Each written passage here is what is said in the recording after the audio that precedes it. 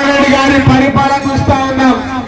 ఆయన పరిపాలన చూస్తా ఉంటే ఆయన అంటాడు 2019లో ఏదైతే చెప్పారో అవన్నీ కూడా చేశాను, 99% చేశాను. ఏం చేశావయ్యా?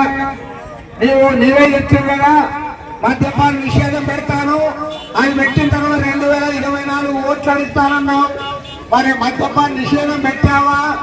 ఎక్కడ చూసినా ఏరులై పారుతా ఉంది మద్యము. అదేవిధంగా ఒక రోడ్డు వేయలే, ఒక ప్రాజెక్టు కట్టాలా, ఒక కాలువల వల్ల సిపిఎస్ రద్దు చేయలే, మెగా డిఎస్సీ అని చెప్పి తెగా డిఎస్సీ చేసావు, ఉద్యోగాలు ఇవ్వలే. ఏమయ్యా అంటే వాలంటీర్ ఉద్యోగాలు ఇచ్చాను. వాలంటీర్లు ఉద్యోగాల పాపము ఆ పిల్లలకు 5,000 రూపాయలు ఇచ్చి అవి ఉద్యోగాలని చెప్తావా? మోసం చేస్తావా? నువ్వేం చేసావా 5 ఏళ్ళని అడుగుతా ఉన్నా.